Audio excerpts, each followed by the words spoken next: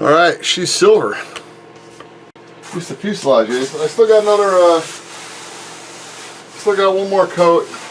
Hopefully I can do it in one more coat. If I had to go 3, I'd go 3. I'd like to get it a little more set up than that. Let me get everything out of the way that I can spill here real quick. Let me show you what I was talking about with the, where you can see, once you look inside, you can see the brush marks. I don't know how well you can see it. It's, I mean, it doesn't look bad. Because if you look at the bottom where you can't see brush marks at all, that's the way it's going to look when paint's on there. So, it's, you know, and I got another coat. Got another coat and then some. So anyway, I'll go stand this up in the back. And I've got about an hour to go before I got to get ready to go run off to work for a few hours. What I'll probably do is I'll take this off, set it up in the back, and I'll bring a wing out. I'm sure I can get both wings done within the hour. So maybe I'll do that. And you don't really need to see the video on that because I'll do the same thing on the wings that I did on this one. So welcome to the world of silver. I'll bring it back because it's now that everything's real piecemeal. I'll bring you back when I'm doing the because I gotta do the final sand on this one. Not the final sand. The first sand or the final sand probably on 320 grit, and then when I do the next coat, I'll come in and I'll do a quick little touch-up sand over. With some 600 grit, and then it's ready to spray. So that's my plans anyway. And I've just been spending the morning so far sanding. I've got a lot of sanding done. It took me a little over an hour to get the fuselage sanded down. I was working on the wings a little bit. I've got to get those back up on the bench. I've got a little bit more work to do on it. And this is just the stuff. It's just all the trying to get the final sanding done. We've got 2 more coats of nitrate dope with the aluminum paste that's going to get put on there. You can kind of see, I mean it's really kind of hard for you to see because it's just shining back, but it's looking a lot better. The tail's still looking pretty beat up, but you know, it is what it is. So the wings actually looking pretty good. All the seams, everything's looking all right.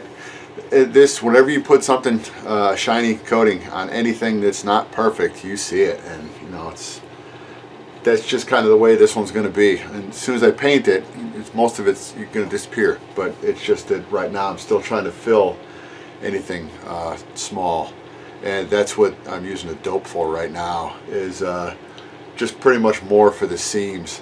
One more coat would probably be good on the open fabric. This where it's not up against wood, but that's kind of what you end up using some of the nitrate dope for anyway, is just to try to fill in some of the bumps on the edging. So I mean, it's looking pretty good, you know. I'm pretty happy with it. I'm not going to say I'm ecstatic, but it's you know, knowing what I started with, this is it's heads above the rest. I mean, it's going to be difficult to compare the 2 planes once it's all done. So anyway, let me. I'm not gonna put any more video of me putting this covering on right now, because once you've seen it, once you saw the first time I did it, you don't really need to see it again. Morning everyone, welcome back to the shop. It's Friday morning, December 1st. The plane is out in the garage with the wings, and what I'm going to work on today is landing gear. I got to get this stuff painted and then covered. I forgot all about this, so I want to get this done today, and then hopefully I'll have time to start working on the doors with the latches. What I did is I went to the hardware store, found some 3/8 washers. Were a little bit too big for the 3/8 rod, the tubing going through. So what I did is I found some bronze bushings. you know, they call it a bushing, but it's really a washer. But anyway, and it's really close to fitting. It starts to go on, and then it just gets stopped. So what I'm going to do is I'm going to be able to go in just with my little, I can resize these just a little bit. I can expand these out just a little bit, slide it in. These are going to be the backstops to the wheels as the wheels go on. So, and I'll just end up getting these things on, get them to the right depth, and then just coming in and soldering them on. And then so when the wheel goes on, it's going to slide right up to it, and it's not going to dance back and forth. So I will get that done. I will get them covered, and I went and I've got 2 cases. I've got a dozen cans of orange. I got 1 can of clear because when you spray the stripes on it, you mask it first. Do 1 quick little shot right down where the masking tape hits the covering, and you just do 1 quick little spray over with clear, so when you spray the black on for the stripes, it's not going to bleed onto the tape. So it's a secret. Just don't tell anybody. That's going to be about it for the day. I'll just kind of bring you back from time to time when I get these things all soldered on. I'll show you what it looks like, and then I'll go ahead and get them sprayed.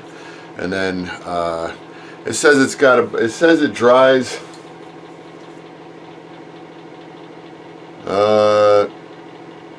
They say you can handle it in 10 minutes.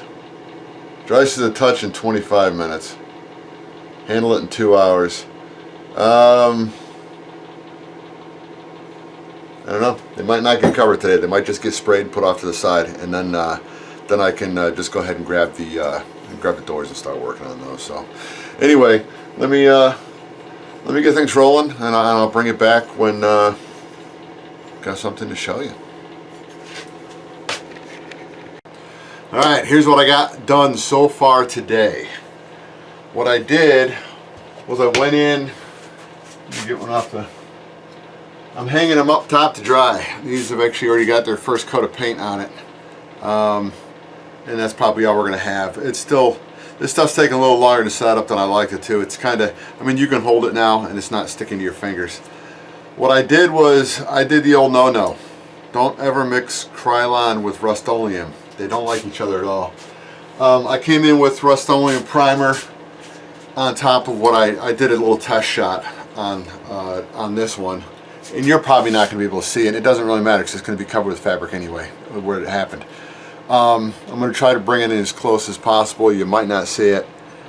What it had done, let me see if this side looks better. What it had done, you might be able, yeah, I think you might be able to see it. There you go. What it did is it kind of orange peeled the stuff that I sprayed down first, and I wiped most of it off with some lacquer thinner because I know it's a lacquer spray. So what happened was, it ended up, even though it was a primer, apparently it was an enamel-based primer. I couldn't read on it. You know, it's just automotive Rust-Oleum primer. So if you're gonna it's the old adage. If you're gonna go with Krylon, use Krylon primer. If you're gonna go with Rust-Oleum, use Rust-Oleum primer. That where it did happen is where the covering is going to be across this anyway. It's going to be wrapped around all of it, so it doesn't matter. You're never going to see it. So that's why I'm not concerned about it, and I'm not trying to, you know, make it better than it is. Anyway, this is what I did. I came in and I had those little bronze washers and got them. I used solder. I just soldered them in place.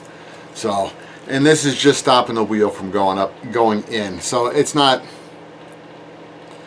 keeping the wheel from falling off. It's keeping the wheel from going back in. So that should be fine. I'm just going to hang this back up until it gets done drying. Now, the other thing was I wanted to set up the little door latches. So let me get a door. So what I decided to do was with this tube, and I think it's 1/8 inch ID, 1/8 inch inside diameter tubing. This is just going to get drilled through it. This is going to be a sleeve that's going to go through here. I haven't, and the only reason why I haven't finished it is because I want to figure out exactly where I want to put this, and I got to get out of here in about an hour and a half anyway, so I had to go upstairs and get ready. But what I did was I had some 1/8 inch wire, and it's piano wire, and I'm hoping this end's clean enough. Yeah, it is. It just slides right in it, so this becomes an actual brass bushing, which will be fine. So what I did in my madness was, because this stuff doesn't like getting tapped, I heated it up to normalize it. So I got it red hot, and just kept hitting it and letting it cool down slowly. So it went through, probably took about a total of maybe 5 minutes of just warming it, letting it cool, warming it, letting it cool, and then I just walked away for about 20 minutes. I came back and I tapped it with a 632. So I did that all the way through it, and you know, I wasn't happy about it, but it went all the way through. So this is tapped all the way through. So now this is what I did all day today. I made measurements. I went in and I decided, let me guess, so here's the actual the door, the width of the door plus the sheeting is at 400 thousandths. It's like 402.5 So I decided, you know, 400 thousandths is good. I added another 10 thousandths to that, even though it's not shown on here, because I wanted a little bit for the paint and, you know, the what ifs. The nylock screw, the nylock nut is 190 thousandths. The latch bar stock, which is this right here, 65 thousandths. Two 6/32 washers, 62 thousandths, and the wooden door latch, which is, this is going to be a stop. What I decided to do was what the door is going to do. I just assume that my index finger is the framework on the inside. The door is going to come in. I want to make sure you can see it. Come in and bump up against this, and that's what's going to stop the door from wanting to go in. I'm not concerned about the top, not concerned about the bottom, because it's going to have that plastic all the way around the outside of it. So it should be good. I'm going to try to get it so that this is going to be inset, so it's going to pull it all up tight against the side. So this will be a little wedge, probably about an inch, inch and a half long. I'll have 45 it. There we go. I'll 45 it at the top and the bottom. And since it's going to be here, the latch is going to come onto this side of it and go into the framework. So it'll be a little sweeper that goes into the framework. So with all the little measurements I made, I went ahead and soldered on a little washer. And this piece, because it's the thickness of the door plus the 1/8 inch of the little stopper, this is 525 thousandths. So this is just going to slide onto this. So this is what's going to keep it from wanting to slide in and out. This side, it's not done yet. I'm going to come in with a file and file flats on both sides. And this piece, once it's cut to the thickness that I want it to, because it's going to be, I got to get this right, it's going to be like this. So that when this is spun, oops, so it's going to be like this. So when it's spun up, it's going to be up. When you want to latch it, you just rotate it down and it's going to latch in.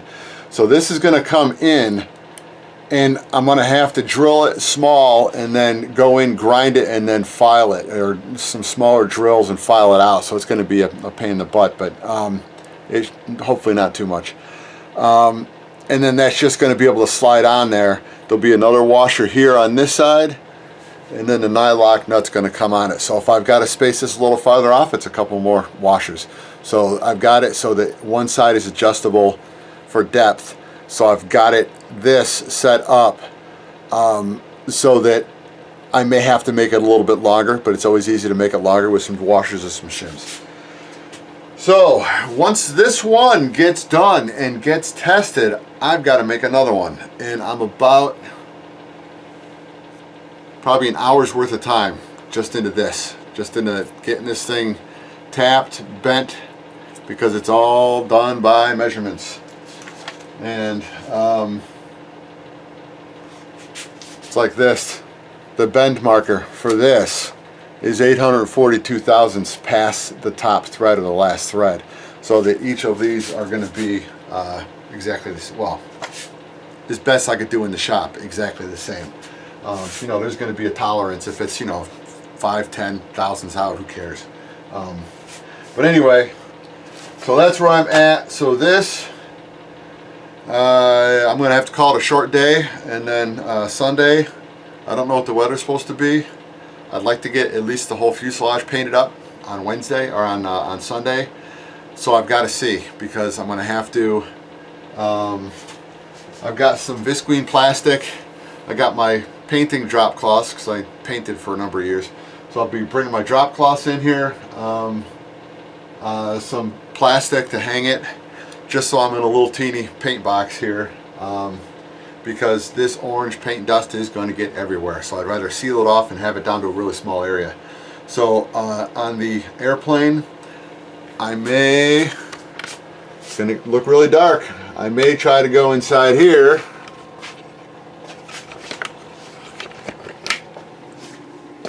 Let me try to come inside here, and if I can get the 2 tractors rolled outside, I can go ahead, and the plastic material I've got will run me all the way up to here. I can hang it down, and I could bring my own lights in here, because this would be more than enough room in here to paint. I mean, the fuselage, you can see how tall it is. It's, you know, 7.5 feet. So this will give me probably about, I don't know, 10, 12 feet. So that'd be more than enough to get the job done. So anyway, I got to move all this stuff back inside the shop, and I will officially call this one day of seemingly not getting much done, but still at least getting something done. So I think that will, I think I'll call this, call it a day, and then we'll see. Sorry, I've got the camera on the stand backwards, so I'll, so anyway, we'll do it, I'll just call this a day, and we'll see what happens on Sunday. Like I said, I'm kind of hoping to paint. No guarantees. I still got to cover the landing gear, and I still got to finish doing the doors. So if the weather's not nice, or I can't get some stuff moved around, I'll just have to wait. So I'll see you next time I'm in the shop.